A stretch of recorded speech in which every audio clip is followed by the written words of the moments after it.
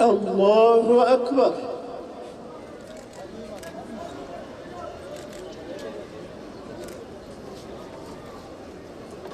Allahu Ekber.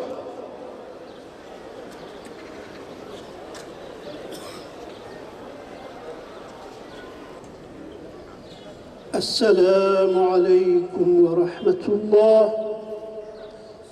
Esselamu Aleyküm ve Rahmetullah. Ahmet Muhammed, Ahmet Mahruz Seyyid ve İslam Muhammed. Ve şu anda 23 mahkumun da idam cezaları onanmış, kesinleşmiş ve her an idam edilebilirler.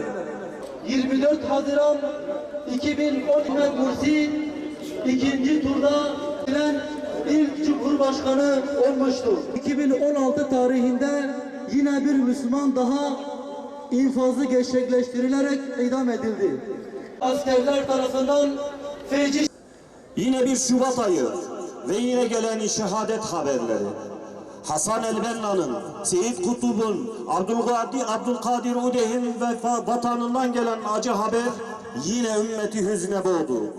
Zalimler yine zulümlerini icra etti ve 9 gencecik fidan dar ağaçlarında Rablerine yürüdü. İslami mücadelenin tarihi serüveninde önemli bir yere sahip olan Mısır'da yaşananlar, küresel küfrün ümmeti nasıl muhasara altına aldığına şahitlik ediyor.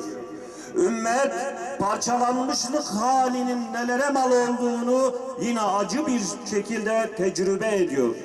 Sen ben kavgasının bizleri nasıl da tükettiğine, güçsüz ve zayıf düşürdüğüne, zalimi nasıl da pervasız hale getirdiğine tanıklık ediyor.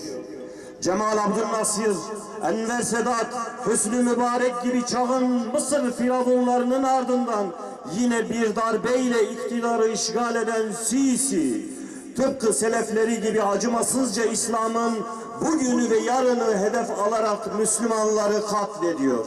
Şehitlerin kanları doğacak buharları. İslam coğrafyasındaki kukla rejimlerin her gün yeni bir cinayet, yeni bir katliamla küresel küfrün siyasi ve ekonomik işgaline karşı direnen İslam gençliğini hedef alması tepkisiz kalınacak bir hadise değildir.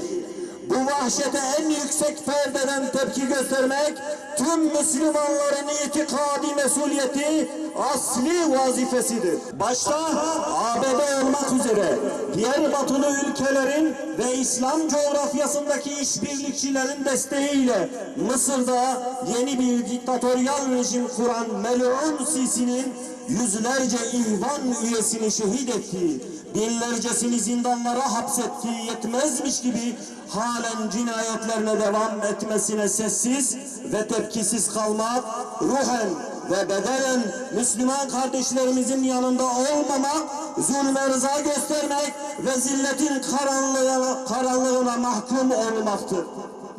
Esir olmayan, hür irade sahibi tüm İslam ülkelerinin devlet başkanları, idarecileri, zalim Sisi ve onun gibilerinin zulmünü durdurmak için harekete geçmelidir.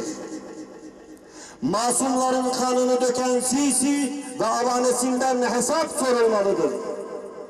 Rabiatul Adeviye meydanında hayatının baharındaki Esma'yı ve Mısır meydanlarında binlerce Müslümanı yaylım ateşi altında şehit edenlerden hesap sorulmadığı için bugün hala dar ağaçları kurulmakta, mazlumlar yargısızca infaz edilmektedir.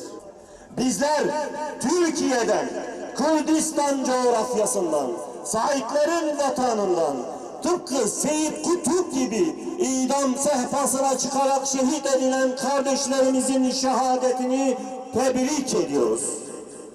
Çığlıklarımızın bir gün muhakkak zalimlerin tahtını sallayıp onları alaşağı edeceğini müjdeliyoruz. Rabbimizden zayıflarımızı gidermesini, bizlere güç ve kuvvet bahşetmesini niyaz ediyoruz.